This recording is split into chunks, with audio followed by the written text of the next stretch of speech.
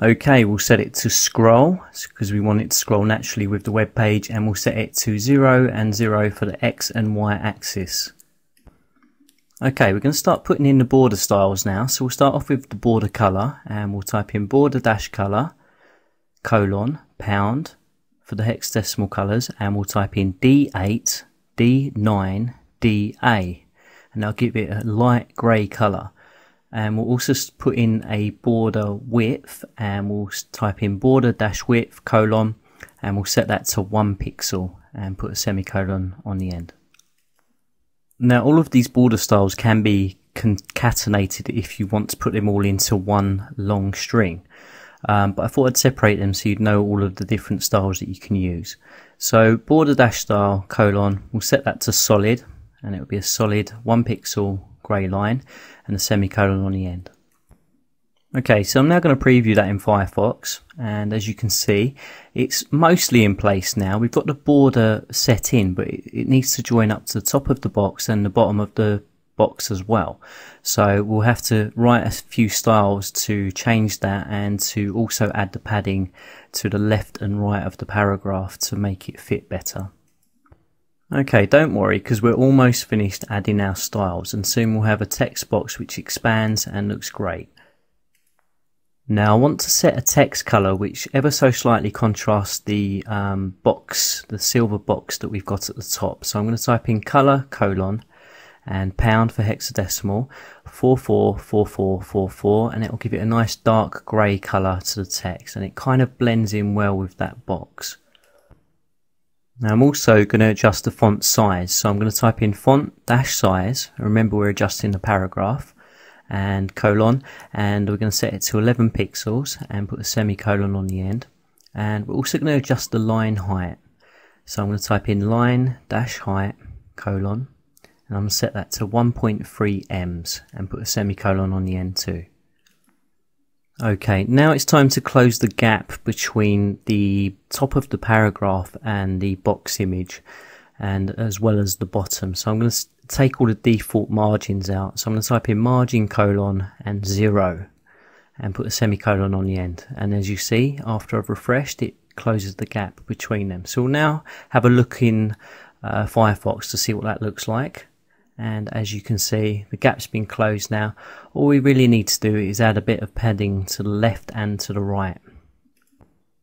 Okay, so let's add that padding now. We'll go padding colon, and we'll set the top to 15 pixels, so it'll push away from the box. We'll set the left and right to 14 pixels, and we'll set the bottom to 0 pixels because we've already got a little bit of padding set up for that.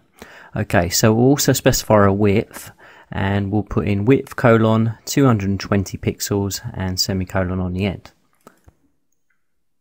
Okay, now I've just clicked refresh, and as you can see there's padding on the left and the right. It's also pushing away from the top of the box by 15 pixels, so it looks pretty good so far.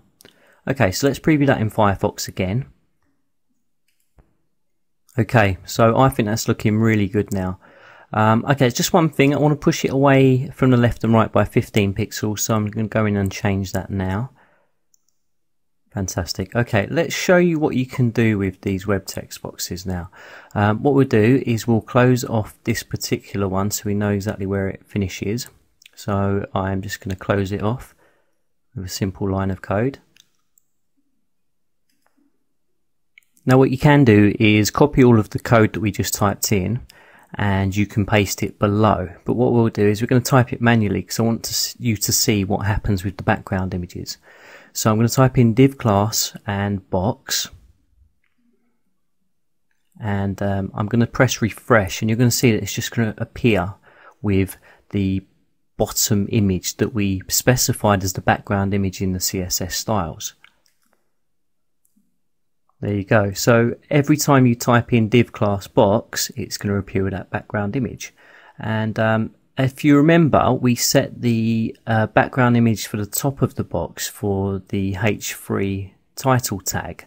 So if we now type in h3 and then close that off, we don't actually have to put any text in the middle to make that image appear. So if I press refresh now, you'll see the top of the box appears as well.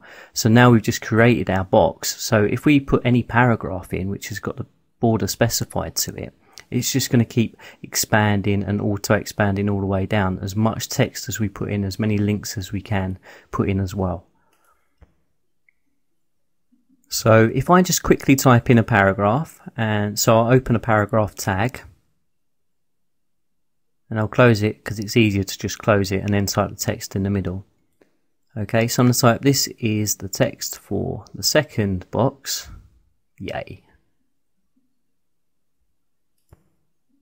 And there you have it. So I hope you really enjoyed this Dreamweaver tutorial on expanding web text boxes. I've had a lot of requests to do this, so hopefully you'll stop messaging me now to show you how to make the tutorial. And don't forget to download the tutorial file so you can practice it yourself. Okay, I'll see you next time.